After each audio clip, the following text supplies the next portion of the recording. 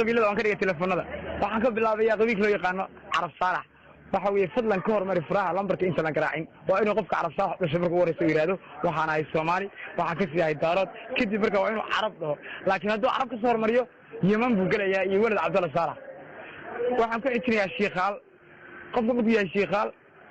waa ma ku jiro khadka Soomaaliya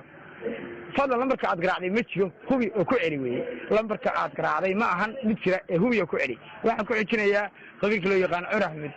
Cumar Axmed waa fadlan kor waay dawladnimada kor waay guudka kor waay wax kasta kor waay weeye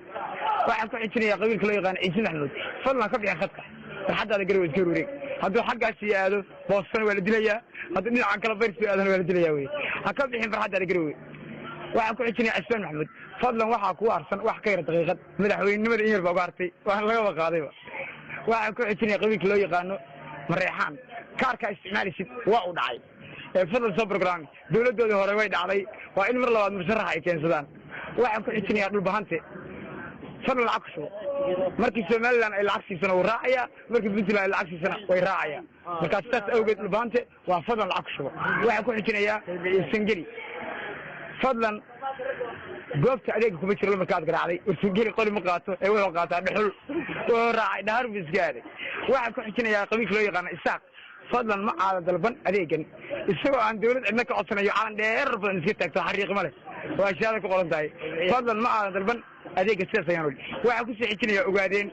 lambarka aad garaacday waa uu dansan yahay ogaadeen cilmi la aaminsan dirta la hadlo waxaan ku xijinayaa qabiilka loo yaqaan Reebiciyaan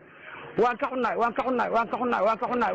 isdootal ninkii naag la socday waa ka xunyiin kii bacmadow lacag ku sita waa ka xunyiin kii baawur dhela calawta waa ka xunyiin wax kastaba waa ka xunaa kii musharax waa ka xunyiin waa ka xunaay waxaan ku xijinay qabiilka loo yaqaan hawiye dhan Israaciil harabshin reerka aad wacday hadii kale hoobiye harabshin reerka aad wacday hadii kale hoobiye soo ridayaan waxaan ku xijinay qabiilka loo yaqaan leelkasta fadlan waa laga qaban waay shirka soo dhaca leelkasta ciidan kuma baki soo galaanba qaban ma yaa waxba waxaan ku xijinayaa qabiilka loo yaqaan dir fadlan cidda aad garaacday haatan lama heli karo musharaxiintood nima la heli karo ma qoryo faala way la qaqarsan waxaan ku xijinayaa ma dhibaan waa fadlan beteri low dhirinta waxaan ku sii xijinayaa qabiilka loo yaqaan ii sheeg loo yaqaan marka inta kale waxa loo jeediyay lacag lagu leeyahay awgeed